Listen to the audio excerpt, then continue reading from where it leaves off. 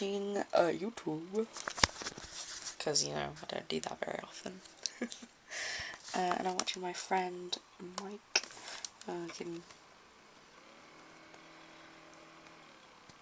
No, there's no picture of him, it's just a black screen. Why? Why have you done this? There you go. There he is, scratching his head. Oh, there you go. And his channel name is KB1NYD, and his name is Mike. And he's a good friend of mine on YouTube, and I really love his videos. He's really very relaxing to watch. I mean, he's you know, he's just a real person, you know, he's not fake, and he's just, you know, really down to earth, and I really like watching his videos. Sorry, my nose is really itchy. So I really love watching his videos. And he's just got to 700 videos, which is amazing. I mean, I've only like managed 200, just gone over 200 mark. He's done 700, that's incredible to me. But he's struggling, and I feel for him, because actually, you know, we've been in a similar situation, mum looking for a job and all this kind of thing, and we're, you know, starting to climb out of that hole, and, you know, it's just not nice seeing people still suffering from it. But he's actually said in his 700 video, which I just watched, that he wants to have a new outlook, and he wants to be more positive about things, which is great. It's definitely something that I encourage, because actually you don't really, if you carry on thinking so negatively, you will end up depressed and things. It's not great. I mean, being depressed is fine. It's not like anybody would blame you because the situation is crap. But no, so yes, he's really great, and he's saying that he's gonna change up his videos,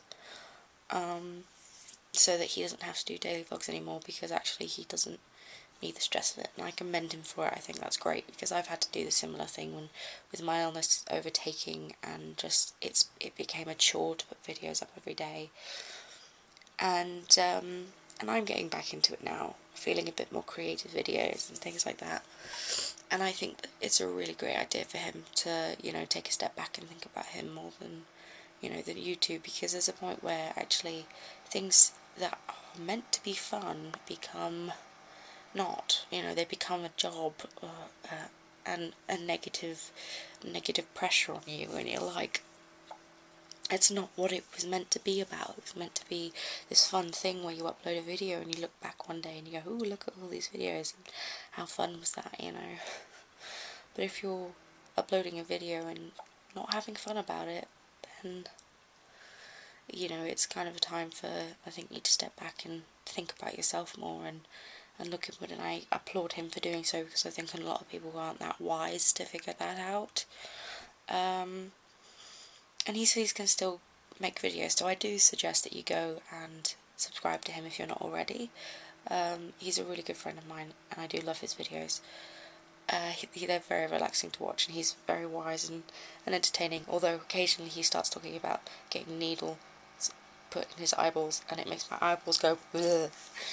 Just the thought of that just makes me cringe. An eyeball needle, ugh, ugh. I wouldn't cope with that. I just like. So yes. So, time for vlog kitty time. Oh, baby. Love you. Yes. So yes, and our other topic of the video. I just watched Love Never Dies, Australian production video that they released. No, it was so bad, so bad. I was lucky enough to go and see the live production in London for my mum's birthday last year. I got to see Ramin Karamelou perform The Phantom, and he was amazing. I got to enjoy what I would consider the real story, because Love Never Dies, that production has changed quite a lot in the Australian version adaptation from the English version, quite a lot, and also in some places very poorly acted, very, very poorly acted. And I don't know whether that's just because my interpretation of what it would be like is different. And I know a lot of people didn't like Love Never Dies, and I think that's fine. It's your opinion. I think the biggest reason why a lot of people don't like it is because, you know, the Phantom of the Opera, it leaves people with the choice to make up who Christine was. You know, you could be Christine. You know, you could put yourself in her position and make the choice afterwards. You know, it left you with that ability.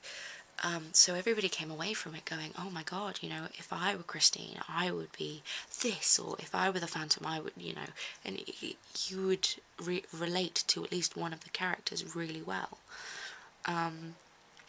Because there is no good and bad, there's no evil, it's not clean cut like that. So people can relate to it and see it through their own eyes, because it's interpretive, you know. There's no set storyline. It doesn't end with this is how that ends. There's no, you know, she chose Raoul, she left, they lived happily ever after. There's room for doubt for people who want her to be with a Phantom. And all this kind of other stuff. So by Andrew Lloyd Webber then making Love Never Dies, it takes away that.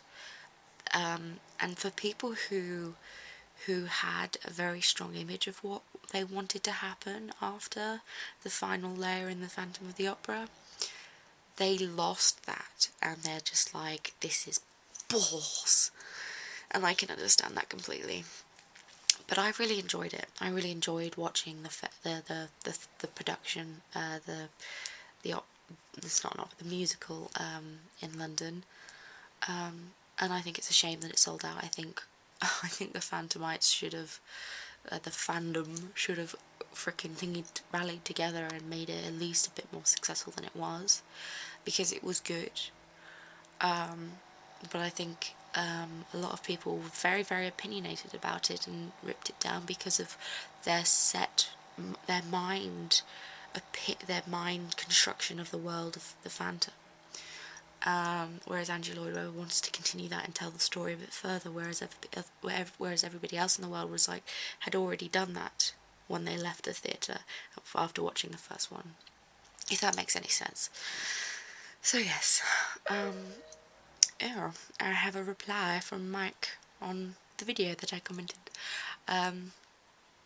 So yes, so it wasn't great. I mean, I think it's good for people who wanted to see adaptation of it, but it was nothing like, absolutely nothing like the production in London. I mean, I sat there and wept like a baby when when the Phantom was holding Christine in his arms, and spoilers, as she was dying. But that one, I was just like, what the fuck are you doing, man? You're talking to her head, and you're not looking at her, you're looking at the audience, you're not acting very well at all. I did like very much the costumes and the set designs. I thought that was great, it was brilliant. And I probably shouldn't say this because it'll get me in a bit of trouble, but I really absolutely loved the fact that they cast Fleck as a little person. In my production, she was just a normal woman, and the other two, you had the skinny, what's his name? The skinny guy and the fat guy. Why don't I know their names? I should know their names. But it was just like awesome. I thought that was brilliant, and it completely fits the Coney Isle feel. So yes, it's a shame that Love Never Dies didn't last long, but you know, not everything will. And Phantom was in a league of its own superiority. and Love Never Dies was never going to be anything in comparison, and nobody should have ever thought it would be. I think that was a downfall of a lot of people's thoughts, was that it was going to be better, if not the same level. Whereas, you know, if you go expecting just expecting to see the story unfold and nothing more, then you can enjoy it for what it is. And a lot of people are like, well, the characters are completely different. And I'm like, it's 10 years. 10 years. Like, from yourself right now, and then 10 years ago, you're a completely different person.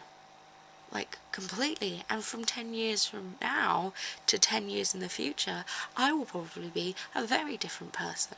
You know, I'll hopefully be a bit wiser, a little bit more, you know, maybe have better health. But, you know, it's not, you know, the fact is,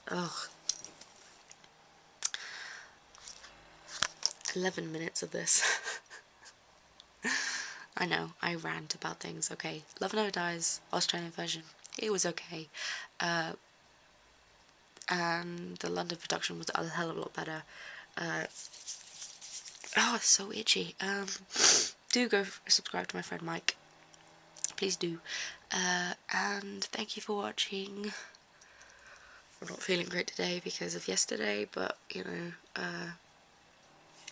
hopefully I should bounce back eventually. Thanks for watching, subscribe, like, all that kind of stuff. And goodbye, YouTubians. Kitty. No, kitty.